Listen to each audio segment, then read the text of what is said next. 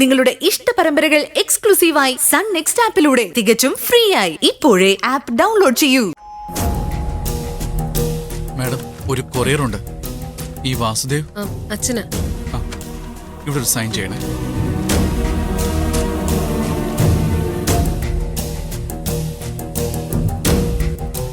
ശരി മാഡം. അച്ഛനൊരു കൊറിയർ. അച്ഛനൊരു കാര്യം അറിഞ്ഞായിരുന്നോ? എന്ത് കാര്യം? ഇനി ഈ മുറ്റത്ത് കാല് കുത്തില്ലെന്ന് ശബദം എടുത്തു പോയ പെണ്ണ് ഇന്ന് പുലർച്ചയ്ക്ക് ഇവിടെ വന്ന് കേറി. ഓ, കേറിയ? ഞാൻ അറിഞ്ഞില്ല. അച്ഛൻ പിന്നെ എന്ത് കാര്യം അറിയുന്നത്? ഇവിടെ വല്ല കള്ളനോ മറ്റോ വന്ന് കേറിയാലും ഞാനൊന്നും അറിഞ്ഞില്ലേ രാമനാരായണോന്ന് പറഞ്ഞിരുന്നാ മതിയല്ലോ. അങ്ങനെ അതിക്രമിച്ചു വരുന്നവരെ തുരത്താൻ നോക്ക്. നീ ഇവിടെ കാവല് നിപ്പുണ്ടല്ലോ. പിന്നെ ഞാൻ എന്തിനാ അതിൽ തലയിടുന്നത്? അച്ഛൻ ഇങ്ങനെ തലയും വാലും ഇല്ലാതെ ഓരോ സമയത്ത് ഓരോന്ന് പറയും. വലിയ കഷ്ടപ്പാടൊന്നും ഇല്ലാതെ ഒരുത്തി സ്ഥലം കാലിയാക്കി പോയല്ലോ എന്നുള്ള ആശ്വാസത്തിൽ ഇരിക്കുമ്പോഴാ അവള് പിന്നെയും കയറി വന്നിട്ടുണ്ടെന്ന് അറിഞ്ഞിട്ടും അച്ഛൻ ഒരു കുലുക്കവും കാണുന്നില്ലല്ലോ. പാലം കുലുങ്ങിയാലും കേളൻ കുലുങ്ങില്ല എന്നുള്ള മട്ടിലിരിക്കല്ലേ. ഇവിടെ ഒരു പാലവും കുലുങ്ങില്ല, ഞാനും കുലുങ്ങില്ല. ഇവിടെ അവള് വന്നതും പോയതും ഒക്കെ ഞാൻ അറിഞ്ഞു. അമ്മ വിളിച്ചു വരുത്തിയ പെണ്ണിനെ അതുപോലെ തന്നെ പറഞ്ഞു വിട്ടിട്ടുണ്ട്. ഇനി നീ അതിന്റെ കാര്യം പറഞ്ഞ് അധികം കുലുങ്ങണ്ട. ചെന്ന് വല്ല പണിയുണ്ടോ നോക്ക്. ഓ, എന്റെ പണിയൊക്കെ കഴിഞ്ഞത്.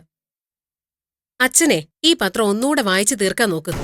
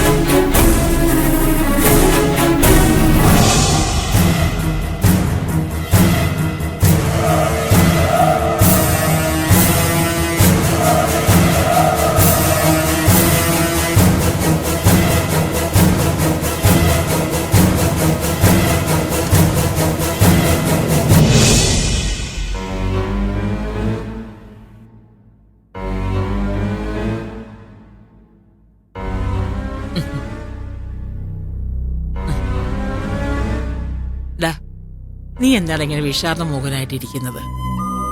ഭക്ഷണത്തിന്റെ മുമ്പിലിരിക്കുമ്പോൾ നല്ല സന്തോഷവും നല്ല ഉത്സാഹവും ഒക്കെ വേണം. കഴിക്കാൻ പോകുന്ന ആഹാരത്തിൽ തോന്നണം ഈ ആൾക്ക് എന്നെ നല്ല ഇഷ്ടമാണെന്ന്.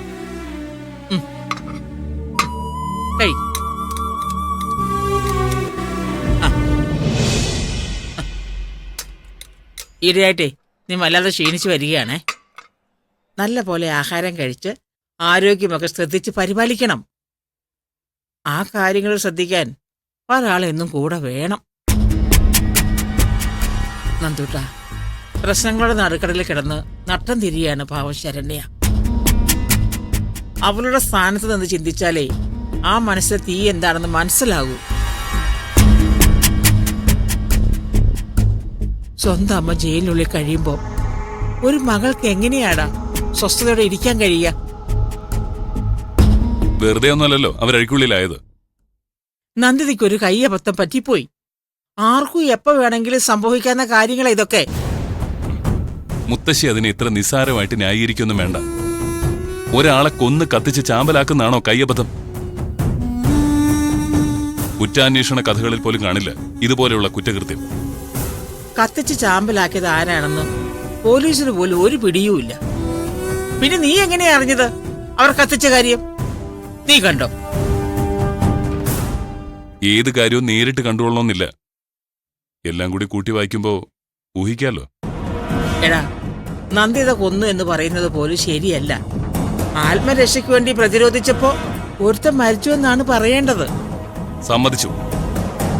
ഒരു സംഗതി ന്യായീകരിച്ച് വിചാരിക്കുന്നിടത്ത് കൊണ്ടുവന്ന് എത്തിക്കാൻ മുത്തശ്ശിയെ കഴിഞ്ഞിട്ടേ ഉള്ളൂ. എടാ, സത്യമാണ് മോനെ. നന്ദിത അറിഞ്ഞുകൊണ്ട് ഒരു കുറ്റവും ചെയ്തിട്ടില്ല. ആ പാവത്തിന് ഒരിക്കലും അതിന് കഴിയേയില്ല. നീ എങ്കിലും അത് മനസ്സിലാക്കുന്നില്ലെങ്കിൽ മറ്റാരത് മനസ്സിലാക്കാനാ? അമ്മയെ രക്ഷിച്ച് പുറത്തു കൊണ്ടുവരണം എന്നുള്ള ഒറ്റ ചിന്തയാണിപ്പോൾ അവൾക്കുള്ളത്. ഇങ്ങനെ ഒരു അവസ്ഥയിലൂടെ കടന്നു പോകുന്ന ഒരു പെണ്ണിന് ഭർത്താവിന്റെ സാന്നിധ്യമാണ് കരുത്താകേണ്ടത്. കൂടെയുണ്ട് എന്നൊരു തോന്നൽ മാത്രം ഉണ്ടായാൽ മതി. പിന്നീട് ഒരു മനസാക്ഷി കുത്തുണ്ടാകാതിരിക്കണമെങ്കിൽ ദേ എത്രയും പെട്ടെന്ന് നീ അവൾക്കൊരു കൈത്താങ്ങാകണം. മുത്തശ്ശി പറഞ്ഞത് ശരിയല്ലെന്നുണ്ടോ?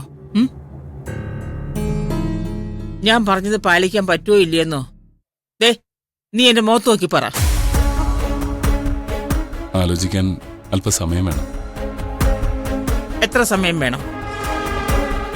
കുറച്ചുകൂടി. അവളുടെ അമ്മ ശിക്ഷ കഴിഞ്ഞ് ഇറങ്ങും വരെ കാത്തിരിക്കേണ്ടി വരുമോ? ഞാൻ പറയാം മുത്തശ്ശി, ഒന്ന് ക്ഷമിക്ക്.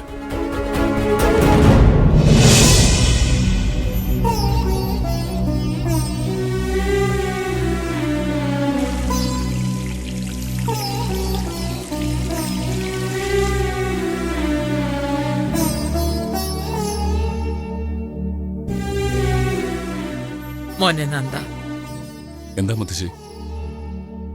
ഈ മുത്തശ്ശിക്ക് മോനോടൊരു അപേക്ഷയുണ്ട്. ആജ്ഞാപിക്കലല്ലേ? ആജ്ഞയല്ല. ഇന്ന് മോൻ മദ്യപിക്കരുത്.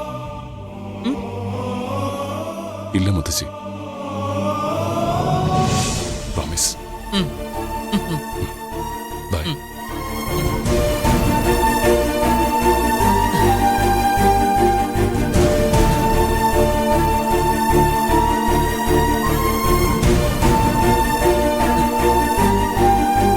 എന്റെ ഭഗവാനെ,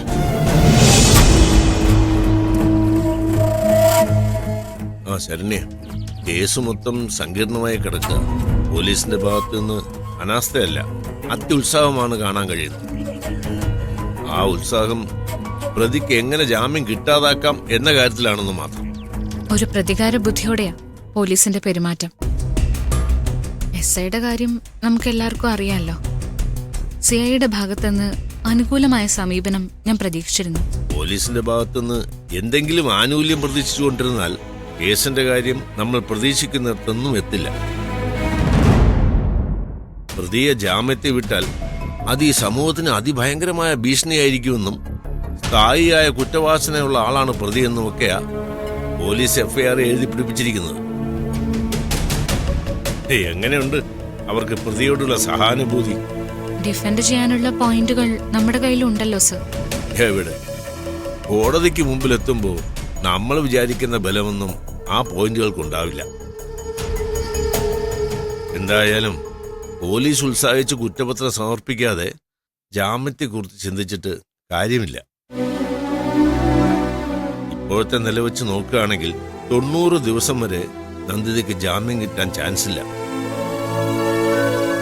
പിന്നെ മോളിൽ നിന്ന് അല്പം പ്രഷർ ചെലുത്തുകയാണെങ്കിൽ പോലീസിനെ ഒന്ന് കുത്തിയിളക്കാൻ സാധിച്ചേക്കും. സർ, എന്റെ അമ്മയ്ക്ക് നല്ല പരിചയമുള്ളൊരു SP ഉണ്ട്, ബിനു ജോൺ. ആ ഓ അറിയാം. ശിവദാസ് സാറിന്റെയും സുഹൃത്താണ്. ആ അതെ അതെ. ഒരിക്കൽ എന്റെ അനിയത്തിക്കൊരു പ്രശ്നം ഉണ്ടായപ്പോ ബിനു ജോൺ സാറാണ് ഇടപെട്ട് അത് തീർത്തത്. അദ്ദേഹത്തെ ഒന്ന് കണ്ട് സംസാരിച്ചാലോ സർ? ഞാനും ചില കാര്യങ്ങൾക്ക് അയാളെ ബന്ധപ്പെട്ടിട്ടുണ്ട്. ബിനു ജോൺ ആളത്ര വിശ്വസിക്കാൻ പറ്റിയ ആളാണെന്ന് എനിക്ക് തോന്നിയിട്ടില്ല. സർ, എന്നാലും ഒരിക്കൽ ഞങ്ങൾക്ക് ഫേവറായിട്ട് നിന്നിട്ടുള്ള ഒരാളാണല്ലോ.